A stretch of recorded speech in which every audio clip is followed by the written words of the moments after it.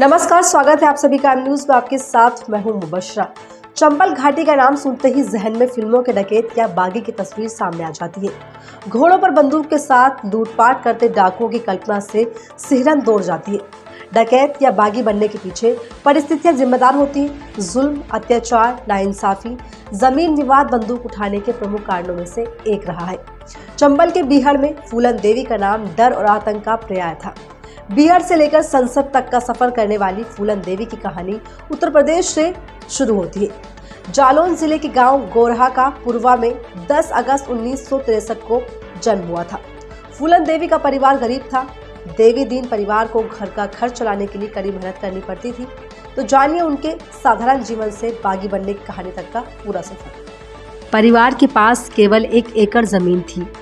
दादा की मौत के बाद चाचा को घर का मुखिया बनाया गया।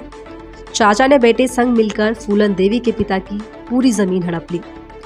चाचा की बेईमानी का पता चलने पर फूलन देवी ने खेत में धरना दे दिया। नौबत चाचा के साथ हाथापाई तक पहुंच गई। फूलन देवी को परिवार के गुस्से का सामना करना पड़ा। माँ बाप के 6 बच्चों में फूलन देवी का नंबर दूसरा था। अलग स्वभाव की मालिकन फूलन देवी अत्याचार के खिलाफ आवाज उठाने से पीछे नहीं हटती। फूलन के उग्र स्वभाव से पिता को ज्यादा चिंता होने लगी। देवी दीन ने फूलन देवी की 11 साल की उम्र में अधेड़ शख्स पुत्तीलाल मल्ला से शादी तय कर दी। पुत्तीलाल मल्ला फूलन देवी से 3 गुना उम्र में बड़ा था। शादी का फूलन ने विरोध किया। परिवार के दबाव में फूलन देवी को झुकना पड़ा। आखिरकार नसीब मानकर फूलन देवी ने शादी को स्वीकार कर लिया। ससुराल आने पर फूलन देवी को प्रताड़ित किया जाने लगा। पति का व्यवहार भी फूलन देवी के प्रति ठीक नहीं था। बर्दाश्त से बाहर होने पर फूलन देवी मायके आ गई। फूलन देवी ने सोचा कि मायके वाले मदद करेंगे, लेकिन हुआ विपरीत। चचेरे भाई ने चोरी के झूठे इल्जाम में फूलन देवी को जेल भिजवा दिया। व्यवहार को सौम्य रखने और झगड़े से दूर रहने की चेतावनी के साथ फूलन देवी को छोड़ दिया गया। फूलन देवी के पिता ने दोबारा ससुराल भेजने की कोशिश की। 16 वर्षीय फूलन देवी के पति की उम्र लगभग 38 साल की हो गई। पति की दूसरी शादी नहीं हो सकती थी, इसलिए फूलन को ले जाने के लिए राजी हो गया। माता पिता ने गोना कर फूलन देवी को एक बार फिर से ससुराल भेज दिया। दोबारा ससुराल आने पर भी पति का व्यवहार फूलन देवी के प्रति ठीक नहीं हुआ, इसलिए फूलन देवी ने एक बार फिर से ससुराल को छोड़ दिया।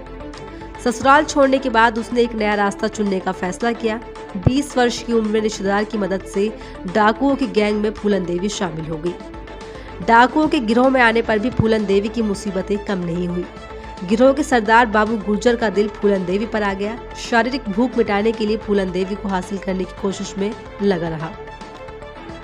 सफलता नहीं मिलने पर उसने फूलन देवी के साथ जबरदस्ती करने की कोशिश की। घटना का विरोध गैंग के सदस्य विक्रम मल्ला ने किया। नहीं मानने पर विक्रम मल्ला ने बाबू गुर्जर की हत्या कर दी। बाबू गुर्जर की मौत के बाद विक्रम मल्ला गैंग का सरदार बन गया।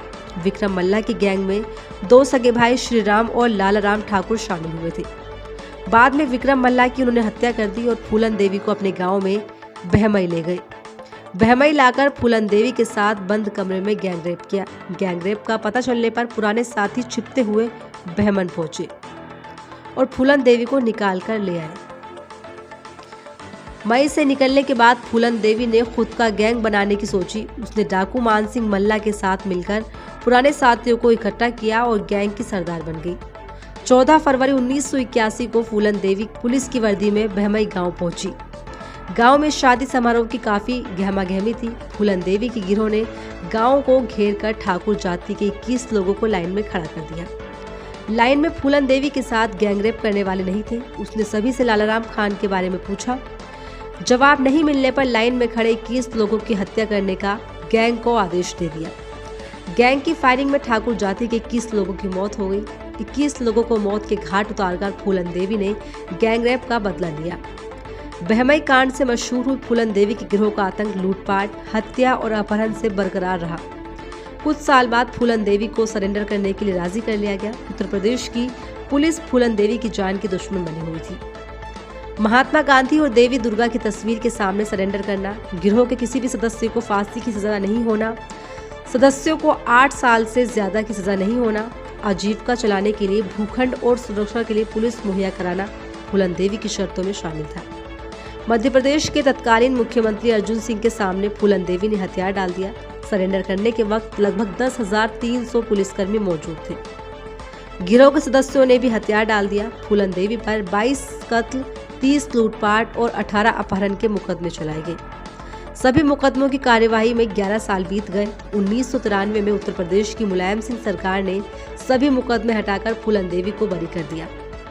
1994 में जेल से रिहा हुई फूलन देवी को नया जीवन मिला। राजनीति में कदम रखने के बाद 1996 में समाजवादी पार्टी से लोकसभा का टिकट मिल गया। मिर्जापुर संसदीय सीट से जीतकर फूलन देवी सांसद बनी। 25 जुलाई 2001 को आवास के सामने शेर सिंह राणा नामक शख्स ने फूलन देवी की गोली मारकर हत्या कर दी। हत्या के बाद शेर सिंह राणा ने बहमई नरसंहार का बदला लेने की बात कबूली। उसने माना कि बदला लेना फूलन देवी से ही सीखा था। तो फिलहाल इस रिपोर्ट में इतना ही।